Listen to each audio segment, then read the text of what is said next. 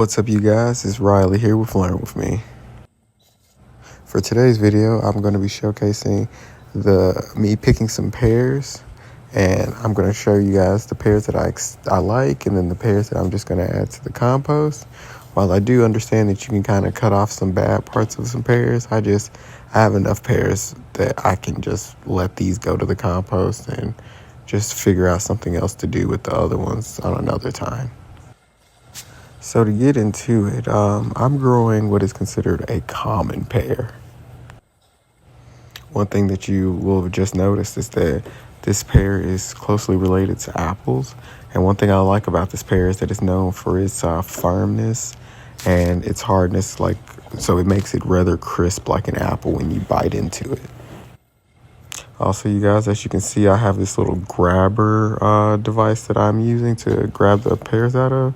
I got it from Ace Hardware, but if I can find a link to it, I will definitely leave it in the description. And of course, when I say Ace Hardware, that's for my local fans, in the US. That's just a popular retailer for gardening equipment and stuff like that. If any of you have any other ideas for picking pears or any tools that you think would be useful for my garden or anything like in this video, please let me know in the comments. It is greatly appreciated. Another good one. Just want to take a moment to thank everyone that decided to take time out of their day to watch the video. If you guys have any questions or anything, feel free to leave them in the comments. If you guys have any suggestions or any creative feedback that you would like to give me, please leave them in the comments as well, as I'm always looking for ways to improve my videos and better help you guys.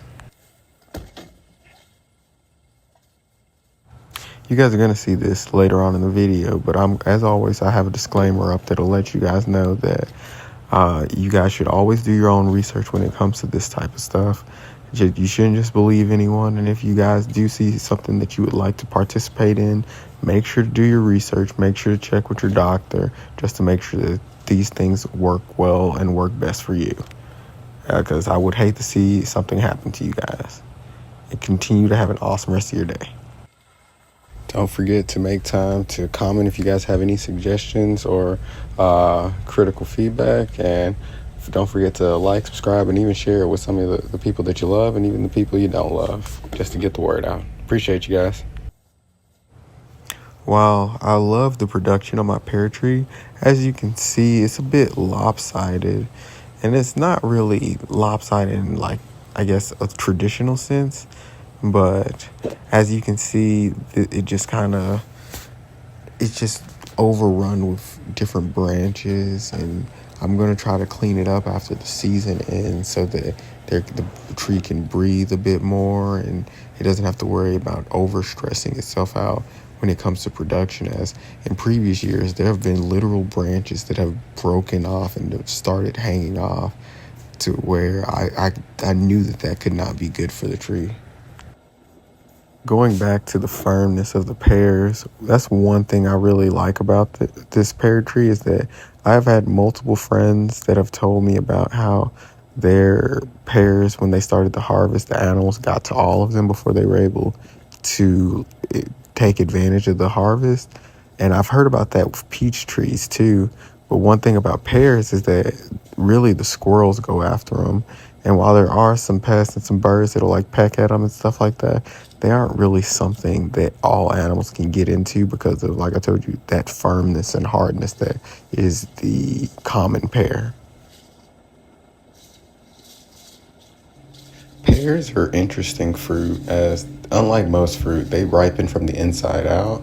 So that means that it is preferred for you to harvest them when they are still firm, as when they are still squishy and stuff like that, that typically means that they are fully rotten. As you guys can see from the fruit that I'm harvesting on the tree and some of the fruit that's fallen below, that this type of fruit is popular among the wildlife, as it is treated as a very sweet fruit to most animals.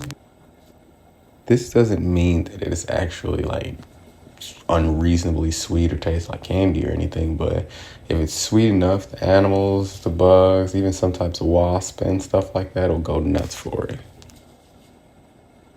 I will say that does make it a little bit annoying knowing that when I'm in pear season, I'm going to have to pick up like 20 to 30 pears every day or every 2 days just because of how much the animals like to experiment.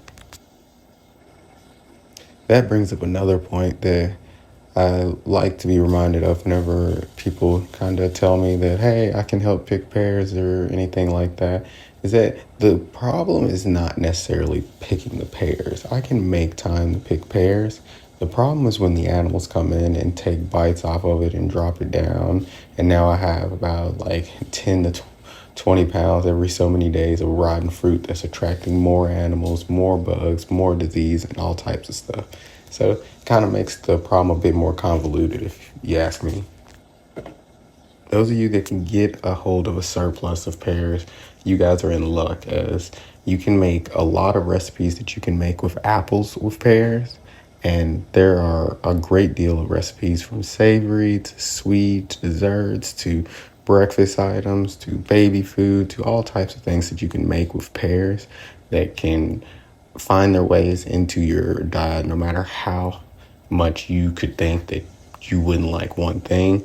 Pears are very versatile in that regard. As you guys can see, like I have not been harvesting pears that long, and I've already almost come up to about 20 pears that I've harvested, and I'm getting close to at least that much as far as the rotten fruit below too, or the fruit that I'm catching from in the tree itself. The best way to learn about this type of stuff is to get out there and grow it and just kind of figure it out along the way. And if you're really questionable about how well you'll do with it, I would recommend that you kind of keep it in a pot and just transfer it to a larger pot that you get to growing with it. Good luck. All right, you guys, this is what I harvested. And this is just today, you guys. And this is what I'm throwing away. And usually if I miss a day or two, it's like 3 times this amount.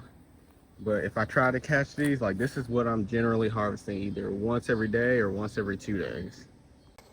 Yeah, you guys, that's gonna be it this time. If you guys have any questions or anything, please let me know. You guys want to support the channel, there's a campsite link in the description. But yeah, that's just a day in the life of me during pear season, you guys. Mosquitoes are going after me. It seems like whenever there's like one spot on me that I haven't sprayed like mosquito spray but like off spray, they find that one spot and like 1,000 of them just go and attack that area. So if you guys have any questions or anything, please let me know. Or if you guys have any other tips or especially pear recipes, please let me know as well. Leave them down in the comments. All right, you guys have an awesome rest of your day. Just wanted to extend it for a bit. So this is where I'm disposing of my pears. I make a hole in my compost, dump all the pears in there, throw some compost back over it, soak it, and then kind of stomp it out with my shovel. I know I need to get a pitchfork, but for right now I'm using a shovel to kind of stomp it in and kind of like stab it into the compost.